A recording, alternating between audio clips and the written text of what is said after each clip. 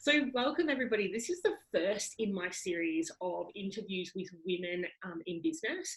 I'm wanting to showcase the work of both mothers who are running a business and being fully present to their families, but also women who are serving mums in any other way. So one of the upcoming interviews that I have is with a non-binary parent who's an LGBTQI.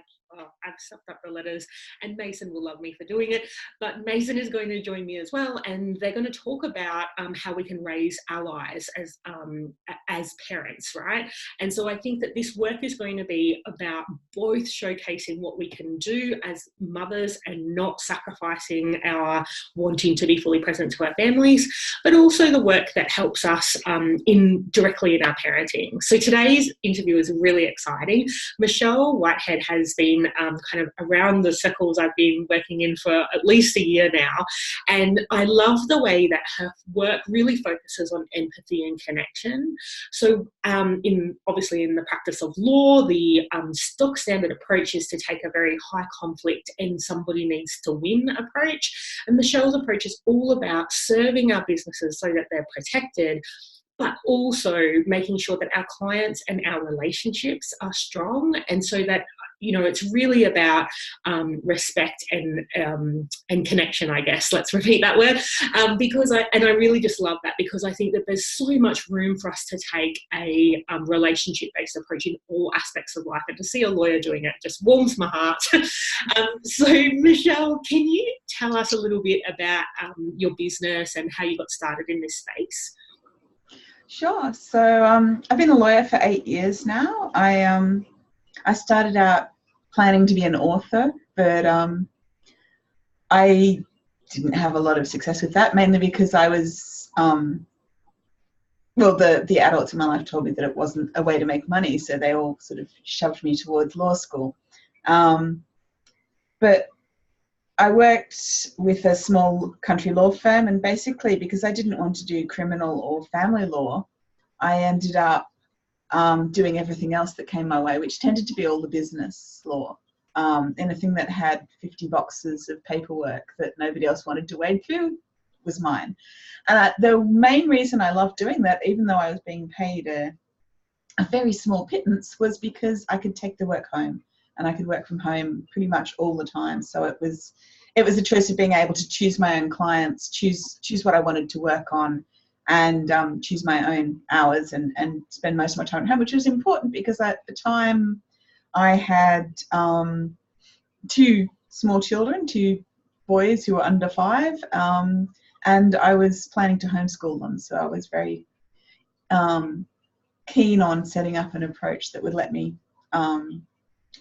work my work hours and living around my kids. And then in 2011, I was 2 months pregnant, and I was getting really sick of the law firm that I was at because it was all so adversarial. It was also, basically, it wasn't a very adversarial law firm, but the nature of the work I was doing meant that I was constantly trying to help people sort out problems, and everybody was losing. Like every time you went to court, everybody lost. Even if you won, you lost because you'd been absent from your business for so long, you'd been absent from your family so long, you'd been pouring so much money into all of the things that go into setting up a law case that it was just incredible, and it was really disheartening.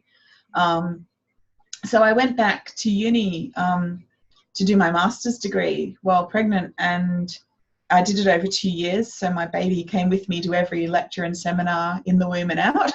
I used to baby wear her to lecturers and breastfeed her if she was noisy and sit at the back. And I've got lots of photos of her sound asleep in her pram while I was sitting doing my presentation or whatever I was doing at the time.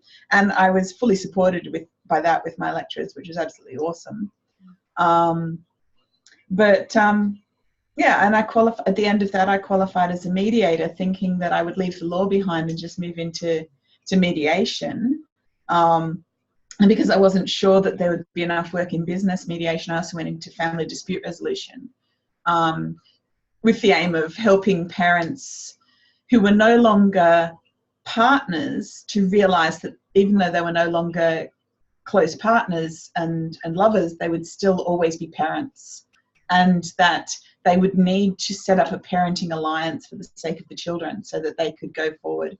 And I went further into that, and I actually did a course in child inclusive mediation. So because I felt it was really important, being a homeschooler, I'm a bit of a radical unschooler in some ways. So I had all of these beliefs that the voice of the child is so important. It's so important to give children a say in how a situation, not to have control over what should happen in the future, not to be given that responsibility of choosing between their parents, because that's not something that any child should ever have to do, but to be able to have their voice heard in communicating how they're traveling, how they're feeling, what's going on for them in a situation that's often very stressful, very conflict ridden. No matter how parents try to insulate children from conflict, they are little radars and they know that it's happening.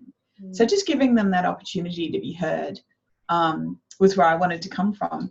And so I thought I'd given up the law entirely, and I came to this online entrepreneurial world hoping to find ways to market a mediation business, because I'd never done any marketing, I'd never done any self-promotion or anything like that.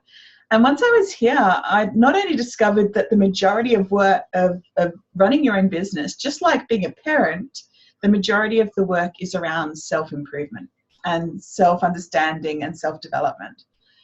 And the more I discovered that, and the more I threw myself into all of that sort of work of uncovering my blocks and releasing what didn't serve me and all of those sorts of things, which is so good for us as parents as well as business owners, the more I discovered that there was an entire world of women out there who were in business, who were avoiding having legal foundations for their business, because the legals that they knew about were all about barbed wire fences that would cut them off for connection. They were all about fear and avoidance of responsibility, and all about pushing other people away. Whereas they loved their clients, they wanted to bring everyone close, they wanted to have loving, caring relationships. And that showed me, being a part of that community eventually allowed me to actually forgive myself for becoming a lawyer, so that I was able to step into being the lawyer that I'd always wanted to be, and the type of lawyer that they needed, someone who wasn't scary, who got even the most woo-woo business needs boundaries, needs to have contracts, and contracts that care. So rather than being contracts that are, this is me and you can't touch me because I'm behind this solid wall of barbed wire, they were contracts that, as I started to realize, contracts could be a sacred container that would hold the space for a relationship to flourish, that would manage expectations and set boundaries and really create a place of safety for you to have that relationship in your business that you really wanted, just by making sure that everyone knew where they stood and knew what to expect. So that's pretty much my journey to get here. I love it. And I just wanted to pull a couple of things out of that story, because one of the things that I loved is that we often, as parents, we get so focused on what am I doing that is not constructive for my child. And to hear you say that, the adults in your life said that being an author and a poet would not have been a great way to make money, the first thought when you retell that story is like, oh, if only you'd followed that path. But, the romantic in us says, let's not face any adversity. But here, look to see, the amazing journey that you've been on has always been about how can I get what I want, and how can I still be a lawyer and take my cases home? How can I still be a lawyer and be fully present to my family? How can I homeschool and be present to my family? And then noticing that the law was not enriching for you when it was about everybody losing. Well, how can I be a lawyer that homeschools and everybody wins? Yeah. And eventually the place where I found my happiness was, how can I be a lawyer who homeschools where everybody wins, and I get to be creative and poetic and talk about dragons and castles and have everything rainbow colored and live in fairyland. Yeah. And it's just so awesome, like both as a you know, an empowerment story of, you know, we can always find a way to use our gifts and be fully present to our families, but also this part of, you know, textbooks would say that, you know, parents should always support their children to follow whatever dreams that they have. And you know what, sometimes we're not perfect and things can still be okay. You know, your kids will find a way. Part of the biggest problem, or one of the things that the fears that homeschooling parents and lawyers have in common, is the fact that the repercussions of your actions are way down the track.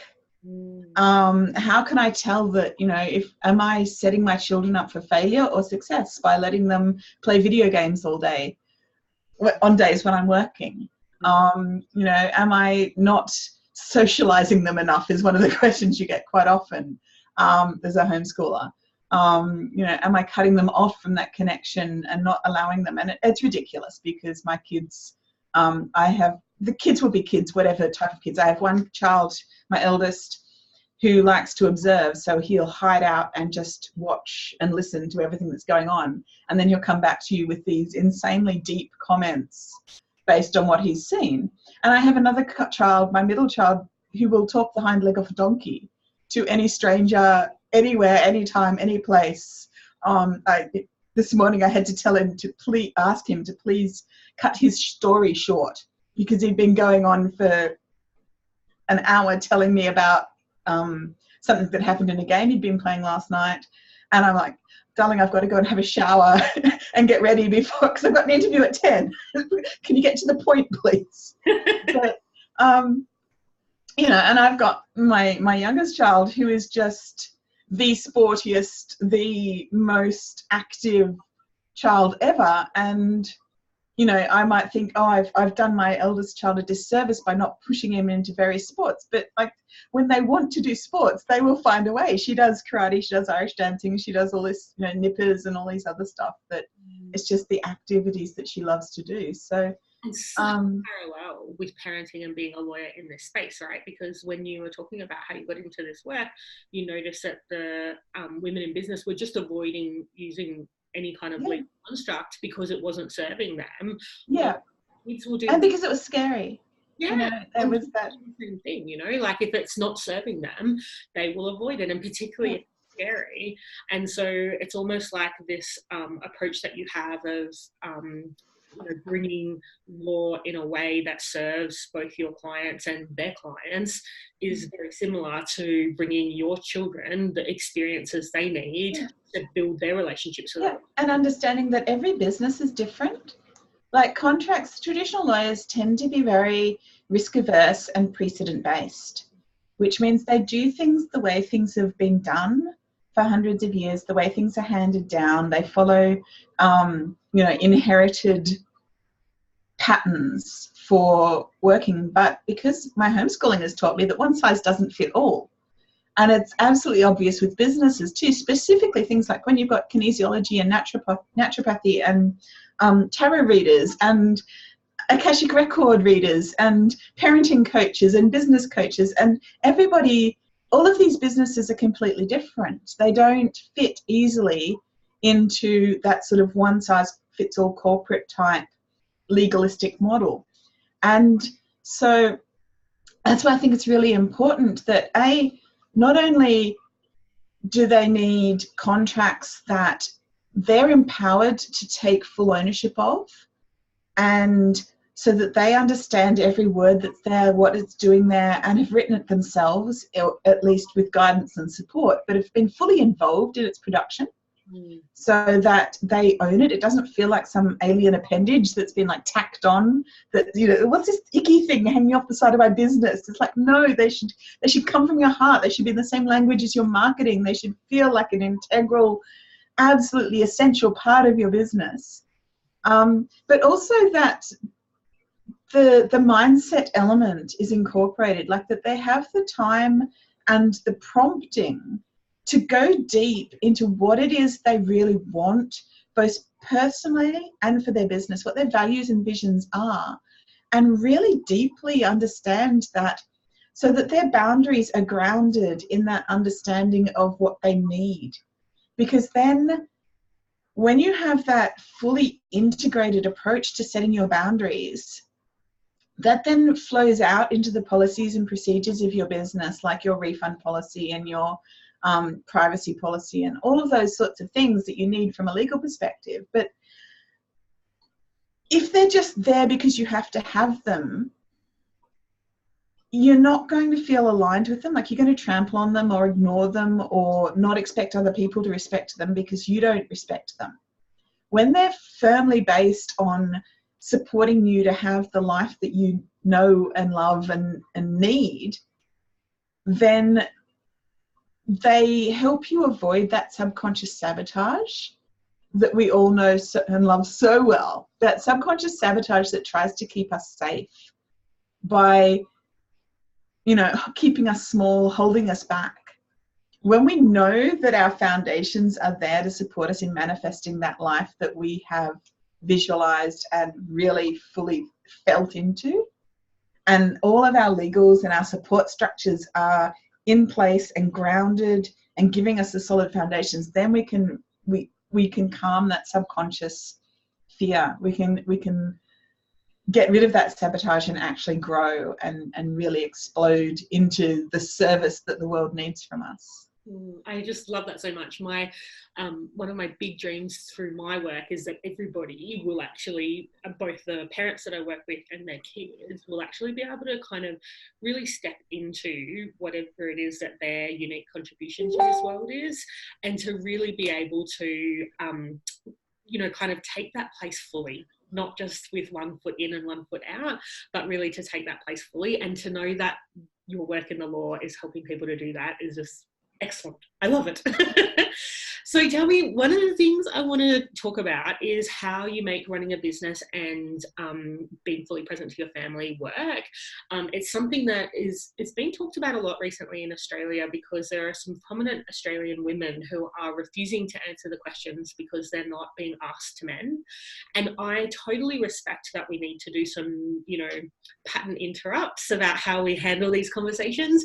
But I think that there's actually more benefit in us continuing to talk about it and asking why men aren't asked those questions than there is in just not asking the question in the first place. I think that talking about how we make it work, and it became really clear to me when I was at Tash Corbin's Heart-Centered Business Conference earlier this year, when there were so many women saying that I am limited in the amount of travel I can do because of being a parent.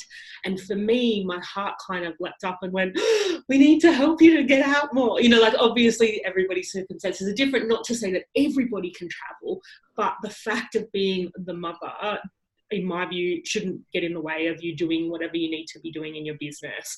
And so I'd really like to hear, how does it work for you, being a homeschooling parent, but also just having a business and having 3 kids? How does that work for you?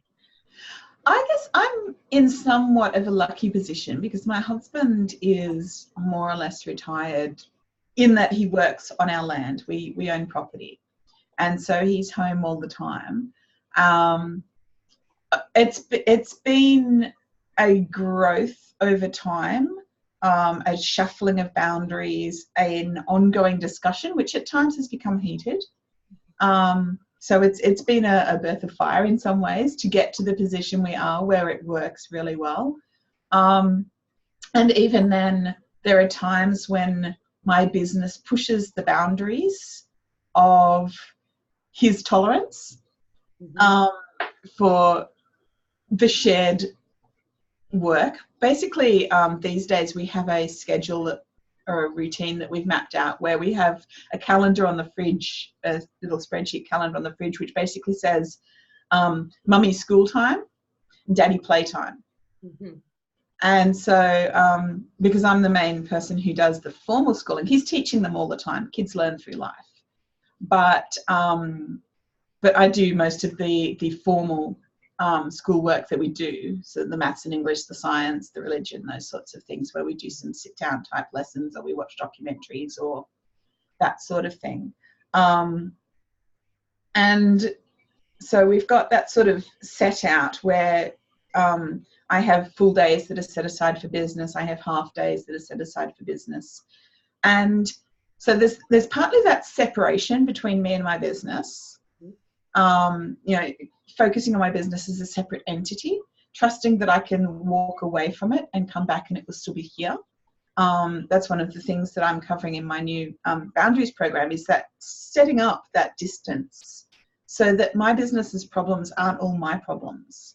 I can actually set them aside. So instead of thinking about clients constantly, I can say, okay, I'm with my family right now. I'll put my business problem that I'm thinking that client can go back in the business box until I'm ready to come back and deal with it in my business. The other thing is actually accepting the messiness, that's going to be a flexible, semi-permeable boundary. So my ideal clients have absolutely no problem when my 6-year-old wanders in during the middle of a call, and I'm surprised she hasn't come in yet, because this is the time of day when she comes in to tell me, like, at the moment they're outside, I can see them occasionally through the window, they're outside roaming in the sunshine with daddy and the dogs. But she'll usually pop in to show me a flower or to use the bathroom that's back behind my office, my backdrop there, or whatever else. And that's been fun. And like the first webinar I ever did, she was 3 years old, and she needed to use the potty right in the middle of my webinar. And I basically had to excuse myself so I could go and wipe her backside in the middle of the webinar. And I did it, and I came back and nobody died, and it was still a really useful webinar, and I'm still getting comments on people who watched the webinar and got really useful information from that webinar. And the world didn't blow up, you know? It just, and that sort of, that baptism of fire, if you like, taught me that there doesn't have to be like that, there needs to be that boundary, but it doesn't have to be a rigid boundary. That there can be crossovers, that, you know, if my kids need me, then I can stop. You know, the business won't self-combust if I walk away from it to look after my kids. And that in many ways it actually is reassuring for my clients, because they're in the same boat. They don't expect me to be some perfect suit in an ivory tower, you know, totally focused like a robot on their business. They love the fact that, you know, here I am down in the mess. It's what Brené Brown says, isn't it? If you're not in the arena getting your ass kicked, I don't want to hear from you. Well, yeah, here I am. I'm in the arena. I'm getting my ass kicked, and I'm still here serving you as best I can and helping you to serve your clients. And you should feel that same level of comfort with who you are.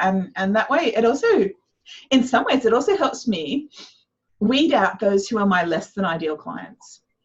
Mm-hmm. And, you know, we get this sort of scarcity mentality at times where we feel like we need to serve everybody. But the thing I find the most is that when you take that, the people that you aren't meant to serve actually waste more of your time and cause you more problems, because they're not meant to be with you. They don't get you. And they're more likely to complain. They're more likely to cause conflict that interrupts your ability to give yourself in full, joyful, glorious service to those you're meant to serve. So, you know, if I get an interruption from a kid, or someone sees my mushrooms in the background and they're turned off by it, then that's a really good thing. It's like, awesome. I'm so glad you've realized that we're not meant to work together. I really, really bless you. Good luck. Go and find someone who suits what you need. I'm not it. Bye. And that, you know, that's awesome, because that then opens space for someone who is absolutely going to embrace all of who I am. And that was one of the biggest things when I left the law firm I was at. I was sick of being compartmentalized and feeling fragmented all the time, feeling like homeschooling me, mum me, Catholic me, poet me, fiction writer me, reader me, lawyer me, peacemaker me. All of these things had to be in separate boxes, and they could never meet. Like, I had to just be swapping hats all the time, and I couldn't cope with it. So when I set out to create my own business, the number one core value I had was that it had to be able to cope with all of me. I had to be integrated into my business and bring everything that I am to it. And so that wholehearted, holistic, integrated acceptance of a business is where I came into it, so that there's, you know, yeah, to answer your original question, there is a boundary, but it's not a strict and rigid one. I could not love that more. Like, there's so many things I could say, but I'll just bring out that main piece that there's just one you. Yeah. And the more you focus on how do I use my unique gifts for the benefit of the world and the benefit of me and be all the other pieces of me, the more we can thrive. And I'm just so grateful that we live in a time where we can, unlike absolutely, that we can find, we're not limited by who's local to us. We can find so many people that are perfectly aligned to who we are meant to serve. Yeah, we are so blessed to be women at this time in history and to have these opportunities. Absolutely. So tell us a little bit more about the Business Bravery program. So basically, even though I'm a lawyer and I spend a lot of my time writing contracts, I quite often get people come to me and say, but I don't know what I want my refund policy to be. I don't know what, or they come to me, I've got a conflict with someone, a client's asked for a refund or someone's not happy with my service and I don't know what to do. And so much of that work requires you to understand where your boundaries are. Before you can put those foundations in place, you kind of have to map them out. And to do that, if you're going to do it holistically, you've got to actually go deep into, what do I want? What do I need? What are my needs? And how does my business and my boundaries, how do I want my business and my boundaries to support those needs? So that at that really integral, almost chakra level, they're coming out of you from that level. And so the Business Boundaries program, we look at, it's just delivered by email. There's one little email every day for 16 days, around that. A few more because there's a few check-ins and welcome and things, but it goes over it's spread over 4 weeks. And we look at 16 different essential business boundaries.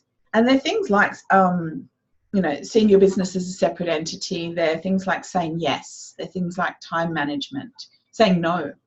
Time management, and then there's things like intellectual property and consumer law and those sorts of things. But what we do, I start with a few little questions to get you thinking. Each email follows the same pattern. So there's a few little questions to get you thinking about how this boundary works in the context of your own business. Then there's a little rating scale for you to rate the boundary, your current practice, on a scale of 1 to 10 for how internally aligned it is, like how comfortable you feel with that boundary at the moment, how much it's serving you, and then how externally aligned it is, how consistently you're applying it, how it actually functions in the outside world. Because unless your boundary is internally aligned, you will never apply it consistently. Unless you believe in it fully, you're never going to actually expect others to believe and respect in it and mention it the same every time. So we check in with that little scale, and then we go holistic. I set out a little paragraph and I've written about the boundary in terms of these, I think it's 7 different characteristics, and they're things like, how does it serve you physically? How does it serve you mentally? How does it serve you emotionally, spiritually, materially, like in the sense of reward and your need for your business to make money? And I think there's a couple more, but that gives you the impression. So we look at it from all of these different perspectives, and it's like saying one of those labradorite crystals or something. And how you look at it in different lights and different shines, and it shows you different facets, and it shines in. So we're kind of really getting curious about this boundary and not thinking of it as something that's fixed and out there, but really exploring it at a deep level, tuning in. What is it? How do we need this boundary? Like, we can see at a conscious level, we can see that this is a necessary thing for us to set, but really tuning in at the deepest level to think, how do I need this boundary to support me? What does it need to serve? How does it need to serve me? What are my needs in this area? For example, a personal need I've done this recently myself in terms of the work that I take on, the workload and my time management. And I realized that I had this personal need to feel connected and to feel of service to my clients, but that was leading me, that value was leading me to say yes to everyone and tell everyone, yes, I can have your contract ready next week.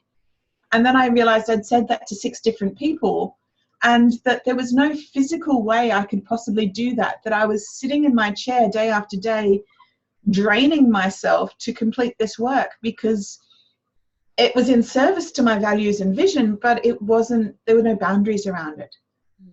So then I thought, okay, well, and focusing through each of those perspectives, I was able to see, to get this really holistic picture of what I needed my boundary to protect me from. And in most cases, it was myself. It was my own desire to be fully of service.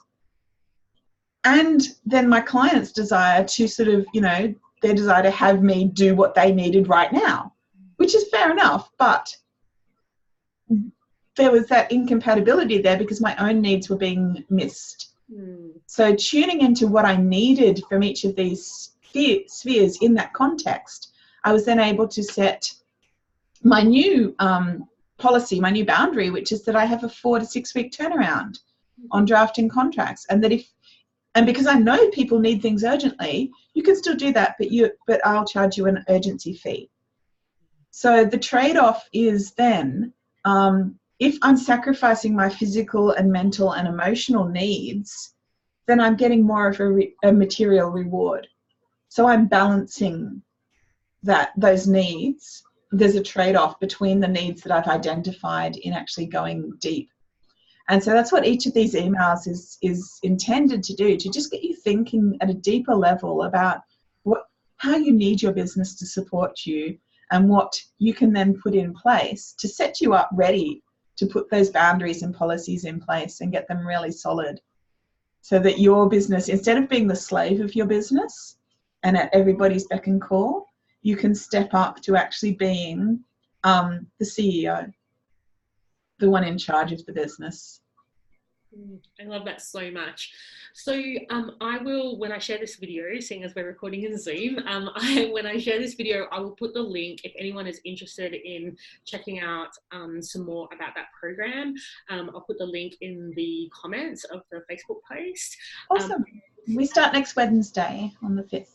Wonderful. And tell me, how can people get in contact with you if they have any questions or just want to keep across your work? So I'm very easy to find. My Facebook page is Michelle Whitehead AU, because there's a Michelle Whitehead in America who is a wedding photographer. So, but other than that, if you search Michelle Whitehead AU or Australia, you'll always find me either on Google or on Facebook or Instagram or LinkedIn or anywhere else you can look, you probably find me. Wonderful. Thank you so much for your time, Michelle. It has been wonderful. It's